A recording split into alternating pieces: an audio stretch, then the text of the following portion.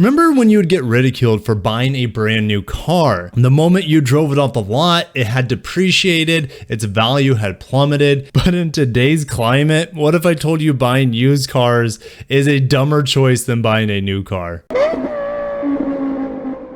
We're over at iSeeCars. We're going to go through the top 15 cars that cost more as a used model than buying it brand new from the dealership or from the website if you're a Tesla person. And this is all due to the supply chain shortages. Microchips are in shortage, parts are in shortage, thanks to the pandemic and all sorts of other reasons out there. The average lightly used car is 1.3% more expensive than its new version. I can't take our world too seriously with things going on like this. Mercedes-Benz G-Class. The G-Wagon is the perfect example when rich people just don't give a crap and they have FU money and they're going to spend ridiculous amounts. We'll talk about how much it's going for. And the list of vehicles that are more expensive used than new are on two ends of the fuel economy spectrum. You have gas guzzlers on one end and you have fuel economy cars, hybrids, things of that nature on the other end. Nissan is the most represented automaker for lightly used cars that provide the greatest savings over the new versions. And now, is there a reason why Nissan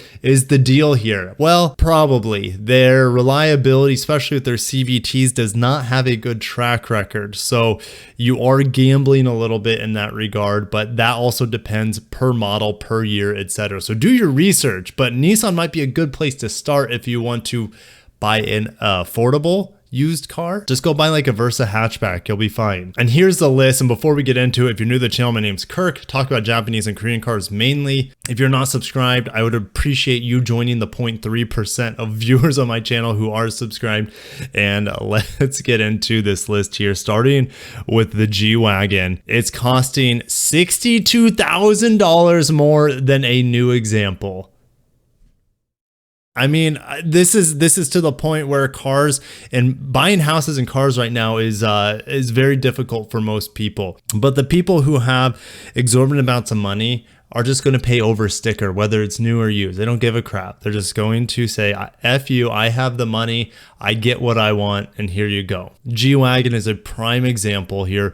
The average selling price of a new car in America is in the low 40s, which is really, really high, I believe, but that's just the market we're in. These rich people are like, whatever, I'll pay $62,000 more for a used one than a new one. Anyways, we gotta keep going. The new Corvette continues to sell like hotcakes, and people are happy to spend nearly $17,000 for a used new Corvette. Should I say used new generation Corvette than an old one? Maybe this is also true for the front engine rear wheel drive Corvette here. It's hard to say because it doesn't give us model years, but yeah, 20% premium for a used Corvette in that regard. Tesla Model 3, a new Tesla would sneak in here because there's a backlog of Teslas, I don't know, 6 months at least. And that's true for so many other cars. Like the new Tundra keeps getting delayed for people who are on waiting lists. And I saw my first Tundra, by the way, on the streets this past week. I'm like, whoa, brand new Tundra 2022. Anyways, Tesla Model 3, people are happy to spend $8,300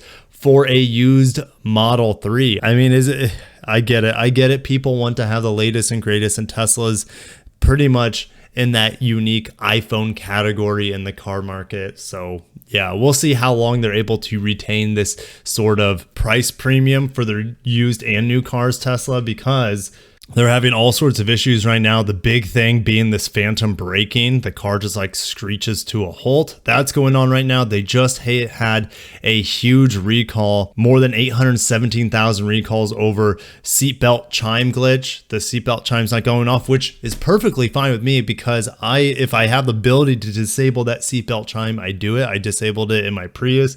Hate the seatbelt chime. But let's get back on track. Ford Bronco Sport. I saw one today this morning driving my daughter to school, and a very attractive matte earthy green bluish color. I loved it. I don't know what else to say. The Bronco Sport is a very cute looking small SUV, kind of in line with that same sort of styling that we see on the new Maverick. And we see people happy to spend nearly $6,000 on a Bronco Sport than a new one. Chevy Trailblazer. This is actually surprising to me that people want to spend an extra $4,000 on a Trailblazer. And I typically hate Chevy's styling for the most part, but I think they did a great job with the Trailblazer. So maybe that's what's going on with the new Blazer, is that people just can't say no to the styling, so they'll pay $4,000 more. 15% markup. RAV4 Hybrid, one of the best-selling hybrids on the market today. And yeah, people they want a fuel-efficient crossover, and they're happy to spend $5,000 more. The thing is, if I had a choice between spending 15% over MSRP on a Trailblazer or a RAV4 hybrid, I would do it on the hybrid RAV4 because we know it's reliable and it's very capable. Anyways, don't want to get into a brand war with Chevy and Toyota, but you guys know where that leads. Suburban full-size SUVs are in a huge demand right now. Just imagine, the new Sequoia was just announced, and it's going to be hybrid, so you get the combination here of huge SUVs selling well as hybrids that are selling well. And if people are spending $9-10 more for a used Suburban, what's going to happen with the new Sequoia on new prices? Think of the price gouging going on. I don't want to think about it because, yeah, the new Tundra iForce Max pricing is in the low to mid 50s. So what's the Sequoia going to be? Start at 59, 60? It's a lot of money. And the Capstone will top out at $85K to replace the old Land Cruiser. Anyways, you got to keep going. The Tacoma here, people are paying 12% more. And Tacoma deliveries were down quite a bit in the first month, January of 2022. And so people are like, hey, I can't get a new one. I got to go buy a used one. That's what's going on in all these situations because of the new market. What the heck? CHR though. CHR, people are paying $3,200 more for a used CHR. I don't know what's going on there. That's the most surprising thing on this list. CHR, front wheel drive, quirky looking thing. It's not a bad car. It's just needs a hybrid, and the new Corolla Cross, which I saw one yesterday for the first time on the streets, is on the market. It's a better car. Anyways, Kia Telluride, people are happy to spend 12% or $5,500 more. I mean, that thing has been out of stock essentially since it has been announced. So Kia just selling like hotcakes with that full-size SUV. A Kia Rio on the cheap end of the cars, $2,000 more. Doesn't sound like much on the but it's still a used car, and people are spending 12% more for that used Kia Rio.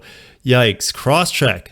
So the Crosstrek, if you missed my sales numbers a couple of days ago, the Crosstrek is actually suffering a little bit compared to what it was a year ago, and that's because they can't supply the demand, and the volume is just not there. They can't make enough of them. So people are spending more on the used market for them. GMC Yukon, same thing as the Suburban here, so no surprise to see that on the list. Sienna.